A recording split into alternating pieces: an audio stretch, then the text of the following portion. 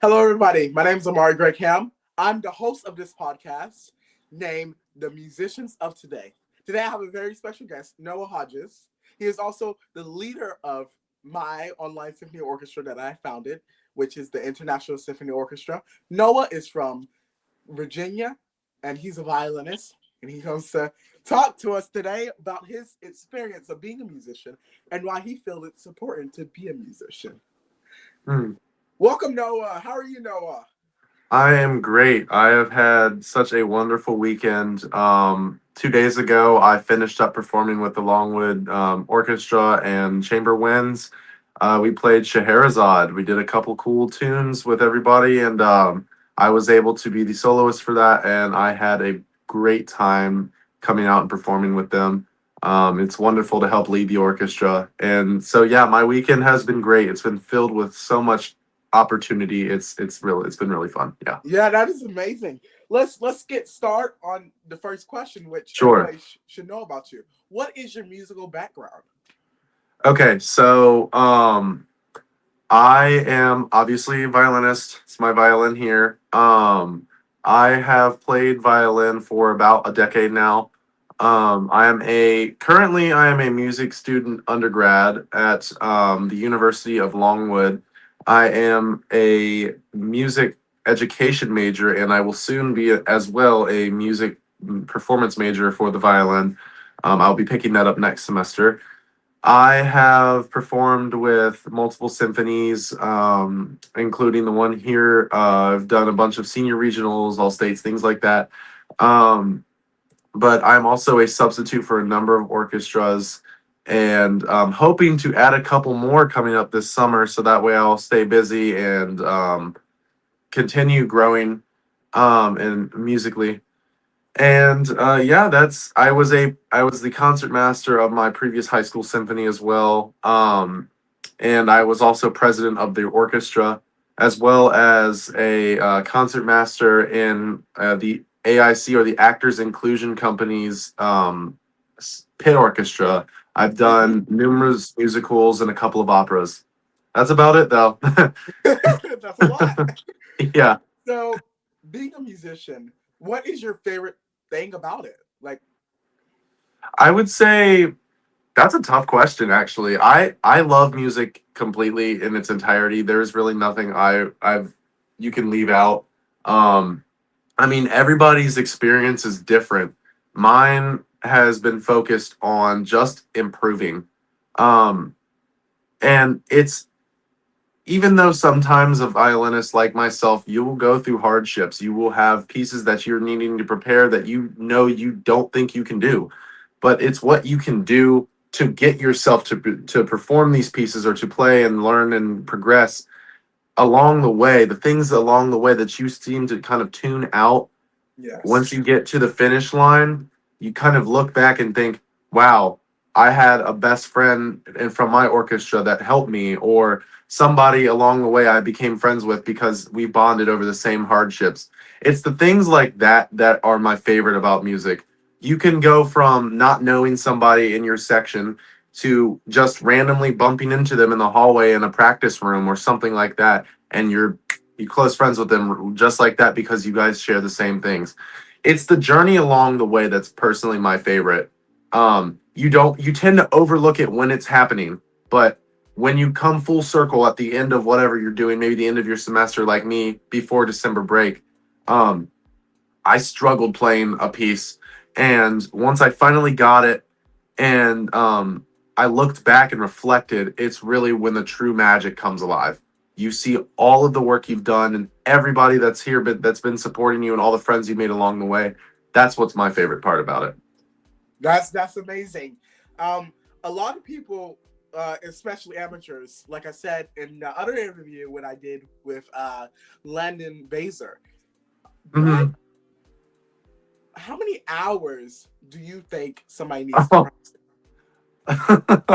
oh, okay. So that can be taken two ways.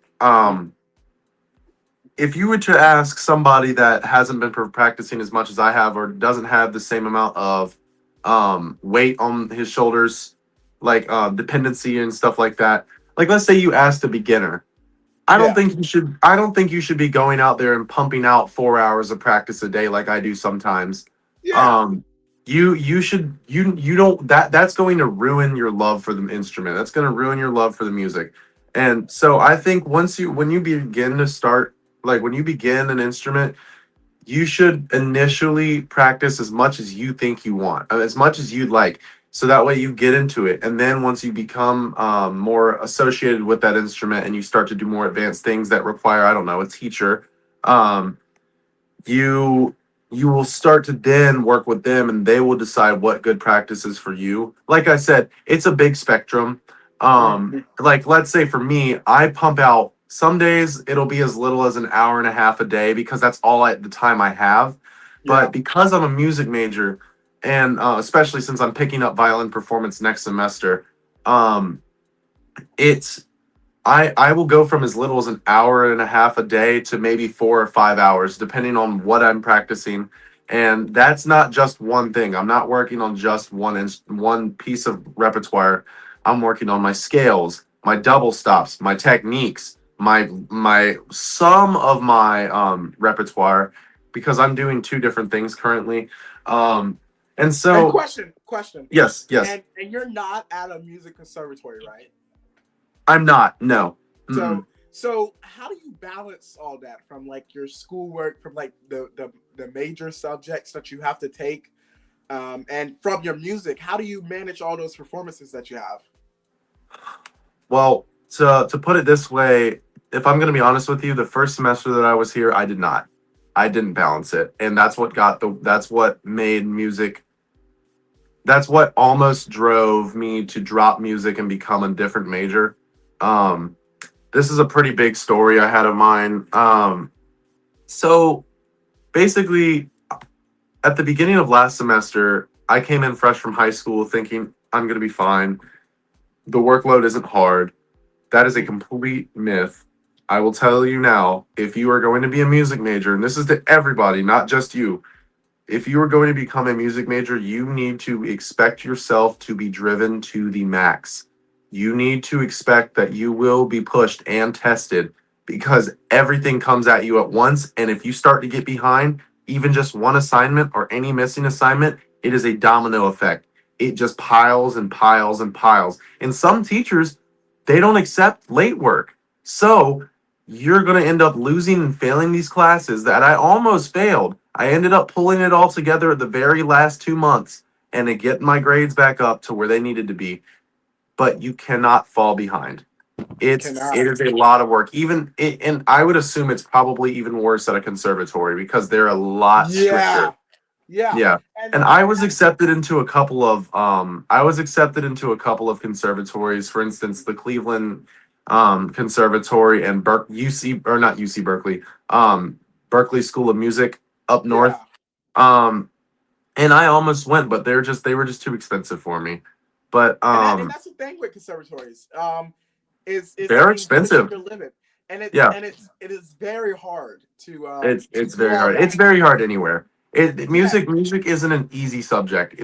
You will be expected to perform your best at all times, and you will be pushed to your absolute limit. And that I didn't think I didn't think that was going to affect me, but let me tell you, the second I got here, flooded with work, and I just remember not being happy. I had to find myself again. Like I was lost. I felt depressed because I had so much work going on, and I just didn't have a break. I would go home every now and then because I don't live too far. I live about 3 or 4 hours away, but from home. Hmm. And I remember like just thinking to myself, I wasn't even happy coming home and visiting my family that I haven't seen in months because I was so fixated on how much work I had and Yeah. how You much got. stuff I needed to do because I let it pile up. You can't let things pile up. So now in this semester, I'm getting my work done. I'm doing everything I can. I've had some of the best grades I've ever had, ever in state school or university, ever. And I'm able to go home because I've made myself so good at time managing. I can get these assignments done before I leave. And so I don't have them waiting for me when I come back. So that way there's less stress. I'm Yeah. practicing certain hours of a day. I'm doing everything I can to manage my time and not overwork myself. That is something that you will have to learn on your own. Nobody's going to spoon feed you. Nobody will. You are there by yourself, and they will not help you out. And, well, they won't help you out with music. Well, like, they'll help you out with music related things, but they will not help you out with how to manage your time. That is something you have to learn yourself. It is a life skill, and it is important if you would like to be a music leader.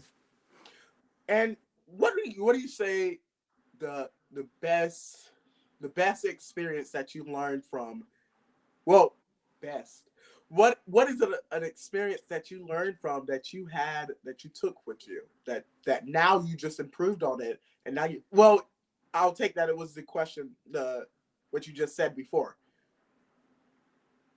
Um, so you're just asking like, what's the best experience that's happened to me, like a learning curve, something that I Yes. needed to realize. Okay. Um, I'll tell you this.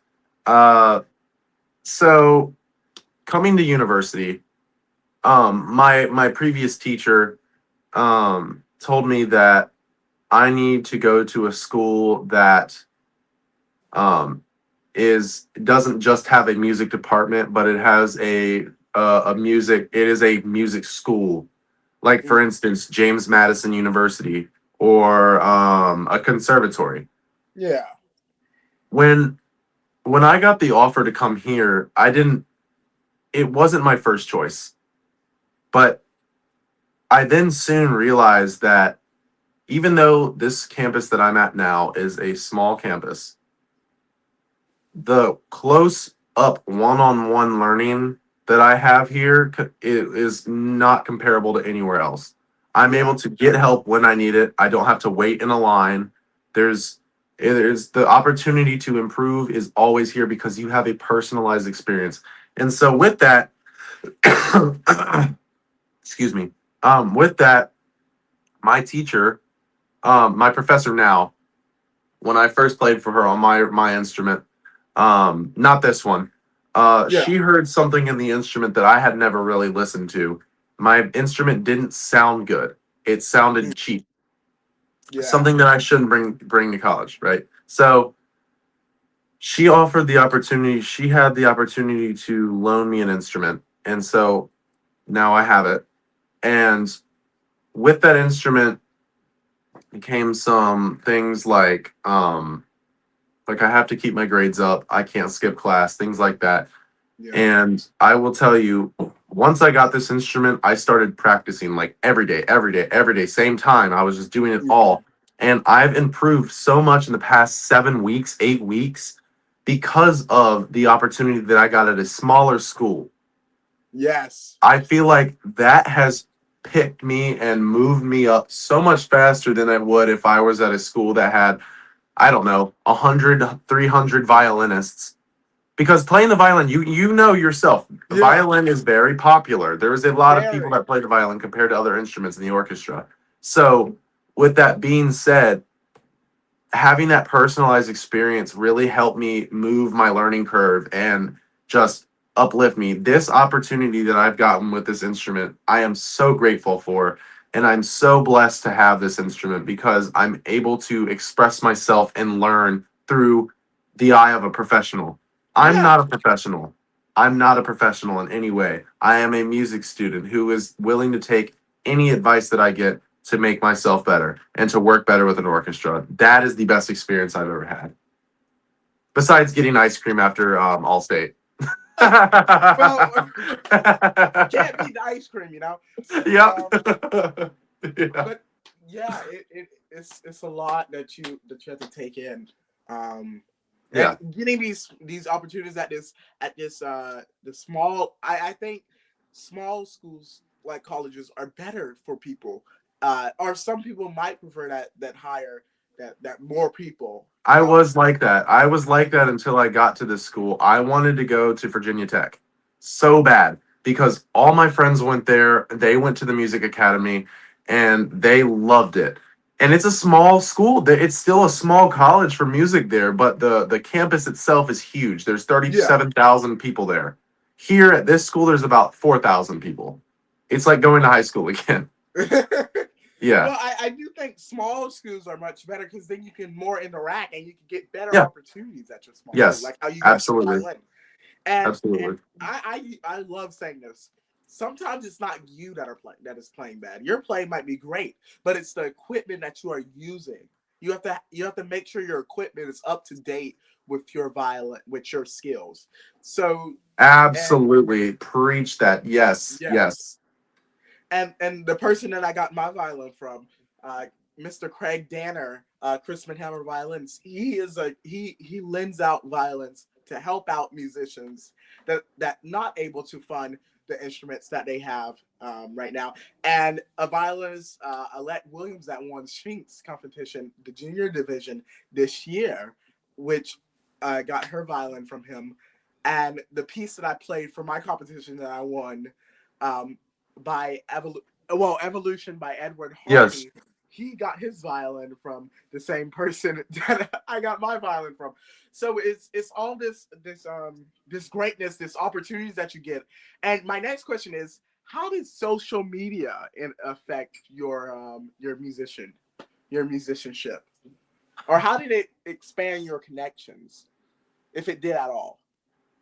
I mean, with this orchestra in general, I would say I've gotten a lot more exposure. I've gotten my name out to multiple orchestras.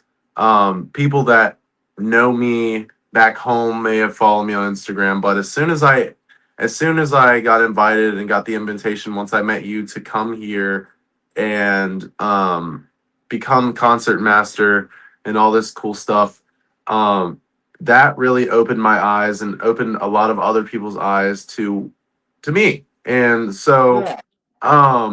I think really beforehand I didn't use social media much. Like I use it, I scroll reels and whatnot whenever I'm not working, but um I didn't really use it as a reference to my name or to my ability on this instrument. I kind of didn't have any exposure now that I think about it until I met you guys. And since then I have soared and it's Yeah. awesome. I would say your offer for me to be here has gotten me um a lot more attention in the media than anywhere else really. So I would say yeah, I would say the ISO for sure. That has really affected my ability, and I started doing tonic. I started doing a lot of these other things, and people started to recognize me, and it's Bill growing. It's Wilson. getting a lot better. Sorry, Ray Chan. You know what's You funny? remember that, Tonic? Yeah, I know somebody who got to do a master class by with Ray Chen. Yeah, and it's amazing. All these, and the thing about being a violinist is that there's so many people to compete with as a soloist, and it's But and it's that's the yeah, problem. I feel it's like I feel like you can be a competitive violinist all you like. I'm not competitive. yeah, I'm not working to be better than the next person. I'm yeah, working to improve myself. I'm not worried about other violinists unless we're in like a concerto competition. But yeah, yeah. You know, even then I'm going to go out and I'm going to play for myself. yes, I'm not worried about other musicians. That's something I've never really had to deal with. And I hope I won't. I really hope. yes, I know once I become a professional and work in these orchestras, it is a job. You have to earn your position. You yeah, have to outplay other people. But I don't want to do it to be mean or yeah. to demean other people, belittle other people, make them feel like they have no skill. I'm not judgmental. I'm But going to work with people. I think it's all about connection. Yes. This world is all connection. Like the orchestras, you have to be invited to be played with the orchestras. So you have to have great connections with these people. And like I think Instagram is a very good way to connect with people. Um, just like how you said, Instagram Symphony, International Symphony Orchestra.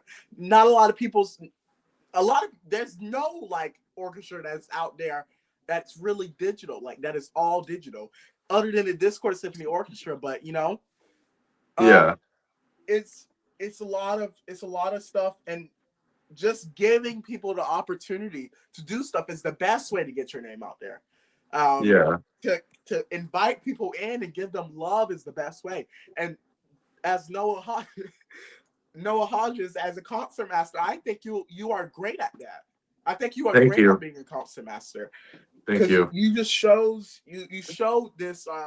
You still have fun, but you also know how to be serious at times, and that is the There perfect. is a time and place for everything. And that's the perfect part of a musician. You can have this all laughing, goofy, right? But you still have to have that serious, Yeah. Hmm. and that's what makes a musician.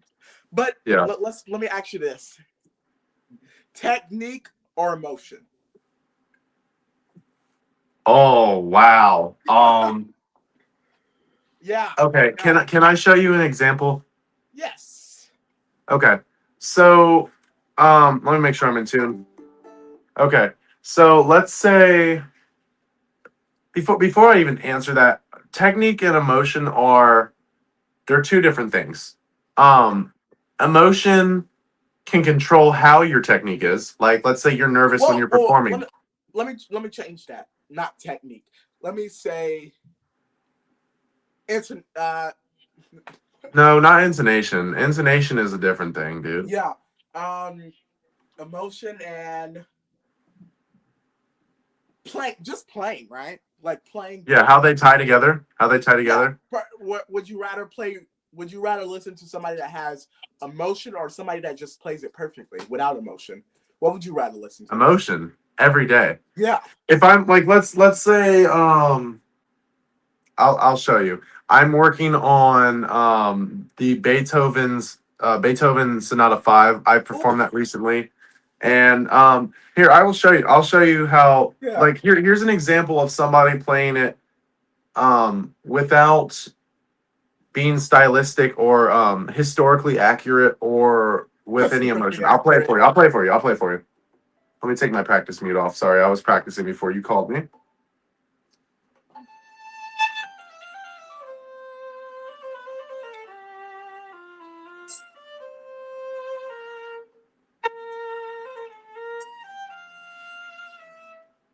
It's boring. Yeah. Like I just want to sit and listen, right? But if you put yourself in a position where you can express the notes, Yeah. a doctor once told me, or a professor once told me, you don't count like 1, 2, 3, 4, 1, 2, 3, 4. It's 1, 2, 3, 4, one, Yeah. two, three, four. You use Yes. that imaginary emotion. So when you're bringing out these notes, you can use your emotion. You can bring out what you believe the color is and how it is historically. I'll play it for you again, but the way I would play it, okay?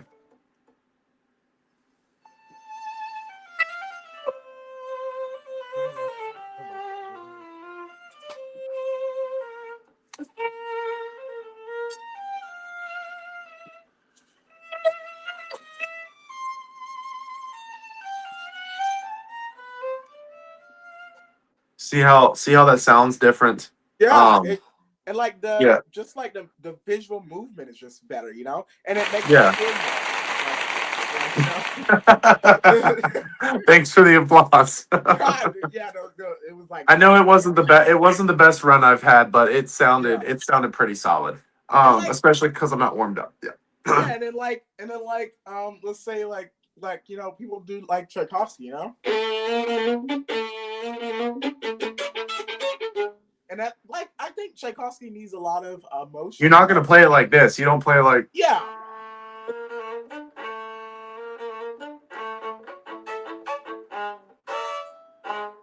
never You saw somebody play it like that.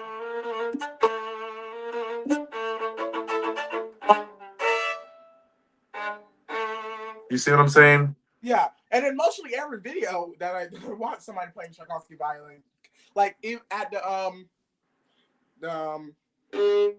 uh uh uh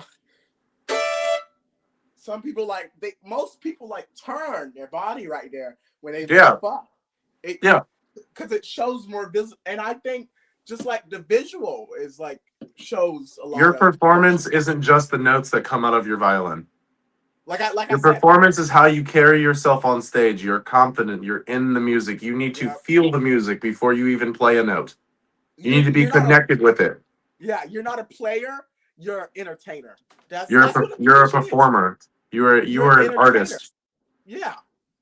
You are supposed to you are there to entertain the crowd and perform for the crowd. Give them your best work, right? Yeah. Yeah. Not not just like stand there. Hmm. Nobody wants to listen to that. I don't It's know who boring. I don't know who in the world wants to listen to somebody just playing. Hmm. I don't know that. Now it can be Yeah. just you just want to hear playing, but something is wrong with you. But I think it's very good to start off just playing, and then add your emotion later. Um, Yeah. just to get that feeling of how the piece is, the basic of the piece. The skeleton. Yeah, Hmm. like how Okay. every human needs a backbone. Yep. Gotta have that backbone first. Then you can all add all the flesh and stuff. Yes. Yeah. Um, in your life, you've been playing for a decade. You said a decade Yes. or so. Hmm. What what was the hardest thing about playing the violin for you? Just like technique wise. Oh, technique wise. Okay. Yeah. Um, the bow hold. The bow hold. The bow Yes. holds. The bow hold, and most importantly, regardless of the intonation, how to control the bow. So when you're first playing your instrument, you get it. You're probably holding it like this or something, and you're like, Yeah. And that it's even so. sounds good for for your bow hold. That isn't It's like because I know a it's because I have enough experience to where I know how to yeah. distribute bow pressure to make sure that my bow is still not destroying the instrument. But Yeah. usually when you first play, you're probably like this, your pinky's all the way out here, things like that. I still have problems holding the bow correctly. Me too. Me This too. looks weird. This looks weird. I hold the bow like this. And so I can play an A from all the way at the frog to the tip without it sounding scratchy. Yeah. And I see a lot of people. Some people hold their bows like this, and I'm like, how do you do it? It's a It lot of takes a different. lot. Yeah. A lot of people have different bow holds, and it's very hard. But Noah, is there anything that you want to leave the audience with before we head out today? Um, yes. Okay. What would you like to say? If if you personally are struggling or you are in a pitfall or in a little rabbit hole musically and you're stuck, don't give up. If like myself, I'm a freshman music major, second semester, almost my third. I'll be here for 4.5 years. Don't give up. I have been in that spot. I've been to where I just can't. I can't. I can't do it. I can't do this. I can't move on. I'm gonna fail. My jury's gonna be horrible. Don't let yourself get into that. With time management, good practice, quality practice, you're not just screwing around. Excuse my language. Um, you won't have those problems. You may face, oh, this piece of repertoire is far too out of my league. Just a reminder, your professors, they love you, they care about you. They are there to push you. They're not there to make you feel musically comfortable because you're not supposed to feel musically comfortable yet. You should always be pushing yourself to the limit, and that's what they're trying to do. And if you ever feel like you need to give up and you just don't want to do this anymore, I'm telling you, there is always going to be light at the end of the tunnel. Don't let yourself go. Keep going strong, and you will always improve. And then once you finally get to the top, where not there is no top musically. You could be Hilary Hahn for all I care. You could be Gidon Kremer for all I care. Augustin Hadelich, one of them. You could be at their level. They still practice technique just like you do. And if Yes. not the same exact things that you practice, but they're doing it at their level because you can always improve. Practice doesn't make perfect. Practice makes habit. You get into the better grooves. You get better. You will never be perfect. And that is one thing it was hard for me to understand. Even the pros, Hillary Hanna is known for her amazing intonation. And she can play it all, right? She still practices just like you do because once Yes. you get to the top, you're not done. You don't rest. You keep going. So, like I said, keep going. Do not give up. The process will work out for you. And when you're done, when you've completed that hard piece of repertoire, before you move on to the next, you can look back and remember and think about all the good things that have happened to you when you couldn't see the good because you were so stressed out. You will get better. So don't give up. Keep going. There is light at the end of the tunnel. Come on now. Wasn't that the best speech yet? Wasn't that the best speech Off yet, the Levi? dome. Just the improv, you know. But thank you, Noah. Thank you Yeah, of course. for coming here and being a concertmaster and taking in the concertmaster role of International Symphony Orchestra. We greatly appreciate you Thank for you so everything much. that you I do and your appreciate you. sacrifices that you take. And we hope that you continue to be a great musician. I appreciate that. And I also hope to everybody out there, including you, Amari, I hope that all of you guys can see music how I see it. You look past the notes, beyond the score. Yes. You listen to the music and you can take in multiple aspects of it and understand the history behind it. You look at it from a different perspective rather than just reading the notes off the page. Yes. Well, thank you, Noah, again. You are an amazing guest. I would just want to say before we end out today, thank you guys for listening to this episode of the podcast, The Musicians of Today. Oh, wait, Noah, are you still here? I forgot to ask you a question. I am still here. Sorry, guys. We're not supposed to end yet. Noah, why is it called, can you make this like quick, but why is it called Musicians of Today, not Musicians of Tomorrow? Because you're in the now. The future can always wait. You can prepare for the future, but you can never expect it. You will never be able, like my dad always said, expect the unexpected. You can't predict what happened. You can only predict what happens tomorrow by changing what you do now. So the musicians of today is what you can do today to affect your outcome tomorrow. That's what I think. Perfect answer. Perfect answer. Now we're gonna actually, you know, end it out today. I love these sound effects. Thank you, Noah, again for joining. Thank you guys for watching. I hope you are being a great musician. And yo guys have a great day. See y'all. Go practice!